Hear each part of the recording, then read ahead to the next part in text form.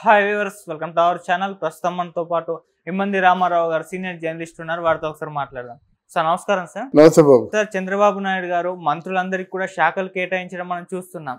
అయితే మనం మొదటి నుంచి కూడా హోంశాఖ ఎవరికి ఇస్తారు అని చెప్పేసి చాలా డిస్కషన్స్ అయితే వచ్చాయి. అందులో ముఖ్యంగా పవన్ కళ్యాణ్ గారి పేరు వినిపించింది. చంద్రబాబు నాయుడు గారు తన దగ్గరే పెట్టుకుంటారన్న వాదన కూడా మనకు వినిపించింది. ఈవెన్ లోకేష్ గారికి ఇచ్చే ఛాన్స్ ఉందని కూడా అన్నారు సార్. కానీ తీరా చూస్తే ఈ శాఖల్లో మంత్రి వర్గం శాఖ మాత్రం అనితా వంగలపూడి గారికి ఇవ్వడం మనం చూస్తున్నాం సార్. మరి అనితా వంగలపూడి గారికి ఇవ్వడం గల కారణం ఏంటి, అసలు ఆంతర్యం ఏంటి? అక్కడ ఏముంది అంటే పవన్ కళ్యాణ్కి ఇచ్చి ఉంటే బాగుండేది. మనం కూడా చెప్పుకున్నాం చాలాసార్లు. ఈ అన్ని శాఖలు కాకుండా హోంశాఖ ఇస్తే ఆయనకి సౌలభ్యంగా ఉండేది అని చెప్పాను నేను. ఎందుకంటే హోంశాఖ ఇస్తే హోంశాఖలో కేర్ టేకర్గా ఉండదు, కానీ మొత్తం అంతా ప్రధాన ఆఫీసర్, ఐపీఎస్ ఆఫీసర్లు, ప్రధాన ఆఫీసర్లు, డీజీపీ ఎవరు చూసుకుంటారు అన్నమాట. కొంచెం టైం దొరికేది.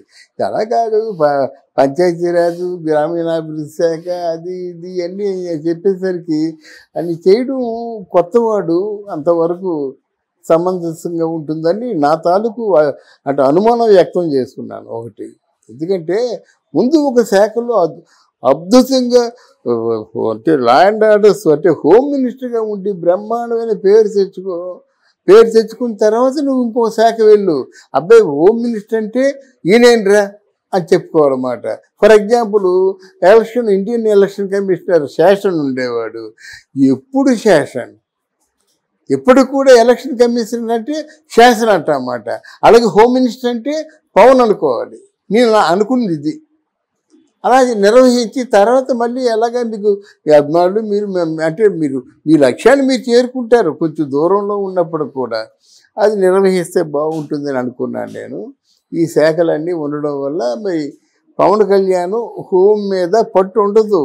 లేదు జరిగి చేరవలసిందంటే అది ఎలాగవుతుందంటే మీరు ఇంకొకరికి శాఖ ఇచ్చిన తర్వాత నువ్వు వచ్చి అథారిటీస్ ఎలా ఇద్దంటే అవ్వదు కదా. హోమ్ మినిస్టరుగా తను డెసిషన్ తీసుకునే అవకాశాలు ఏ కోసైనా లేవు. నీ శాఖల మీద నీ పట్టు ఉంటుంది. నీ శాఖల్ని చాకచక్యంగా నిర్వర్తించు, అంతే కదా. రెండవది వంగలపూడి.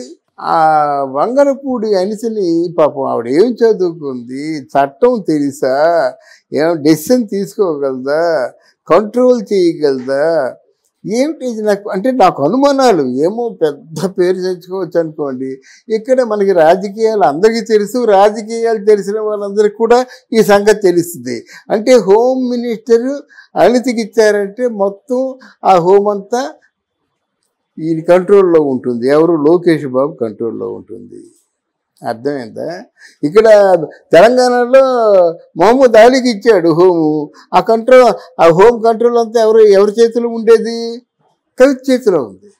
కాబట్టి అన్ని అఘాయిత్యాలు చేయగలిగింది. అంటే అట్లాంటి రాజకీయాలు ఉండవేమో అనుకున్నాను. కానీ మరి సపోజ్ చంద్రబాబు నాయుడు ఓవరాల్గా చూసుకుంటాడు.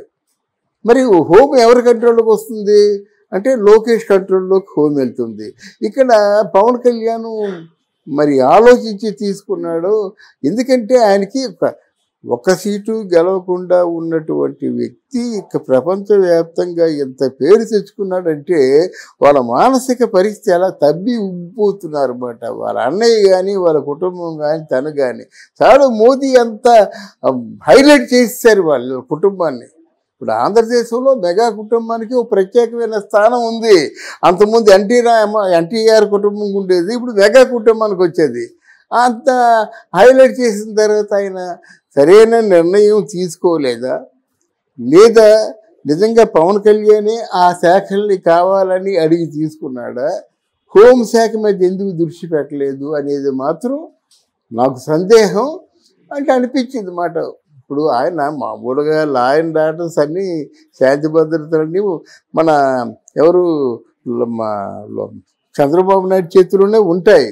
మరి హోము అంటే అనిత పేరుతో లోకేష్ నిర్వహించాలి. ఎందుకంటే అందరి ఎర్ర డైరీ ఉంది కదా. ఎర్ర డైరీలో ఉన్న వాటిని అన్నింటినీ సమర్థవంతంగా నిర్వహించాలంటే ఆ హోమ్ సపోర్ట్ ఉండాలి. కనుక ఎవరైతే ప్రాక్టికల్గా హోమ్ని చూస్తున్నారో వాళ్ళ తాలూకు మాటే వింటారు అన్నమాట. పవన్ కళ్యాణ్ గారికి మరి ఇస్తారు అని చెప్పేసి అంతకుముందు మన వార్తలు అయితే రావడం చూసాం కదా. పవన్ కళ్యాణ్ గారికి ఇవ్వకపోవడానికి గల కారణం ఏంటంటే ఆయన పర్యావరణం ఆయన చూజ్ చేసుకున్నారు అని అంటున్నారు. డిప్యూటీ సీఎంకి ఇచ్చారు. మరి మీ ఒపీనియన్ ఏంటి సార్ దానిపైన? డిప్యూటీ సీఎంకి ఉండవండి, ఇట్స్ ఏ హానర్ అంతే. డిప్యూటీ సీఎం అంటే ఇక్కడ భట్టి విక్రమార్క ఈయన తాలూకు అండర్స్టాండింగ్ వేరు. ఇప్పుడు ఒక మీటింగ్ ఉందంటే ఇద్దరు కూర్చుడిపోతారు. మరి నిన్న ఇప్పుడు ఐఏఎస్లు వీళ్ళందరూ కాంప్లిమెంట్ ఇచ్చారు కదా, అదే భట్టి విక్రమార్క అయితే చంద్రబాబు నాయుడు పక్కన సీట్ రావాల్సిందే. ఆయన తిరస్కరిస్తే ఈయన తిరస్కరిస్తాడు, ఆయన ఫోటో అయితే ఈయన ఫోటో. అలాంటి అండర్స్టాండింగ్ ఏదో రేవంత్ రెడ్డికి ఈయనకు ఉంది. అలా మన పవన్ కళ్యాణ్కి చంద్రబాబు నాయుడికి అట్లాంటి అండర్స్టాండింగ్ లేదు. నువ్వు పిలిచా వస్తాను, పిలవదు నేను రాను, నాకెందుకు అంటాడన్నమాట. Home ministry is a honour. ఆయన నిలబడి ఆ విధంగా పార్టీని గెలిపించినందుకు సీఎం అని చేయొచ్చు. మరి సీఎం అని చేయొచ్చు కానీ నీకు అన్ని సీట్లు లేవే. నాకు సీట్లు ఉన్నాయి, నన్ను సీఎం చేశావు. నన్ను సీఎం చేసినా నిన్నేం తక్కువ చూడటం లేదు.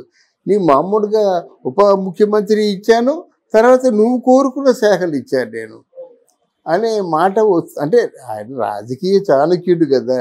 హోము ప్రస్తుతానికి ఎవరి చేతుల్లో ఉంటుందంటే వనిత అనే పేరుతో మరొకరి చేతిలో ఉంటుంది. అంటే సార్ లాస్ట్ టైం కూడా అంటే ఒక మహిళ, దళిత మహిళకి ఈ విధంగా హోమ్ మినిస్ట్రీ ఇవ్వడం మంచి విషయమే కదా సార్. లాస్ట్ టైం కూడా జగన్ గారి ప్రభుత్వంలో మహిళకే ఇచ్చారు, ఇప్పుడు కూడా ఇచ్చారు. అదేనండి, మంత్రి కాదు, ఇంకొక విషయం చెప్తున్నాను. ఎస్సీ క్యాండిడేట్కి ఇస్తారు వాళ్ళు. మాకింత విశాలమైన దృక్పథం ఉందని. సుచరితకేమో హోమ్ మినిస్టర్ ఇచ్చారు. ఎప్పుడు సుచరిత పరిపాలించింది? అక్కడ అఘాయిత్యం జరిగిందమ్మా మాట అవునా అంటుందన్నమాట. అలాంటి వాళ్ళు హోమ్ మినిస్టర్గా ఉంటే ఏంటి, లేకపోతే ఏంటి? ఓకే, మీకు అర్థమైందా? సుచరితకి ఇవ్వడం వల్లే కదా హోమ్ మినిస్టర్ పదవి దిగజారిపోయింది. తెలంగాణలో మహమ్మద్ అలీకి ఇచ్చాడు, ఆయన మాట్లాడు.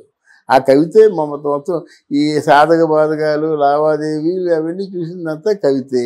తర్వాత ఏమో ఇప్పుడు హోమ్ మినిస్టర్ ఎవరికి ఇస్తే ఎవరికి కావాలండి? అంటే ఇది కేవలం హోమ్కి వాళ్ళకి అందుబాటులో ఉన్న వాళ్ళే పెట్టుకుంటారు అన్నమాట.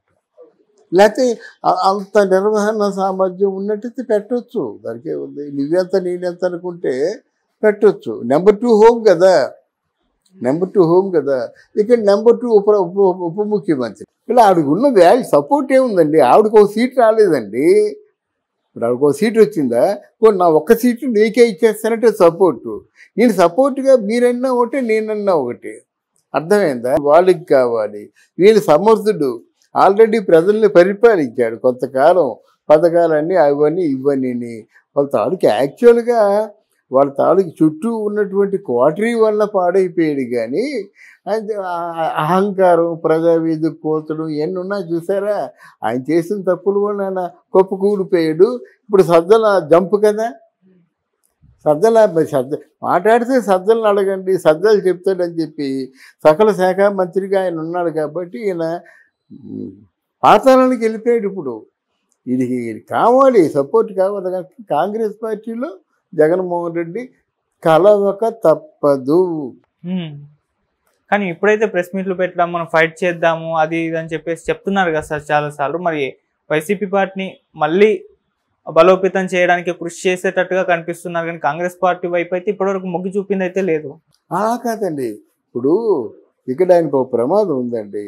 వైసీపీ నుంచి 3 మాట్లాడుతున్నారండి. జనసేన పార్టీలో ఉన్నవాళ్ళు 10 మందిలో 3 పోతే ఇంకో 4 రావడానికి సిద్ధంగా ఉన్నారండి తెలుగుదేశంలోకి. అంటే ఏదో నామినేటెడ్ పోస్ట్ ఏదో అడుగుతారు, దానికి వాళ్ళ మధ్య ఏదో సంప్రదాయాలు జరుగుతాయి. అయితే 4, 3, 7 వచ్చేస్తే ఇంకెంతమంది ఉంటారు? 4 ఉంటారు. 4లో ఈయన రాడు అసెంబ్లీకి. ఎందుకంటే ఓ 151 మందిని వెంటేసుకొని వచ్చేవాడు. లింగు అంటూ ఎక్కడో ఉంటే ఆయనకి ఏదో లాస్ట్ బెంచ్లో ఇస్తారు. అంత అవమానం జగన్మోహన్ రెడ్డి భరిస్తారని నేను అనుకో. Thank you so much. Thank you అమ్మా, థ్యాంక్ యూ వెరీ మచ్.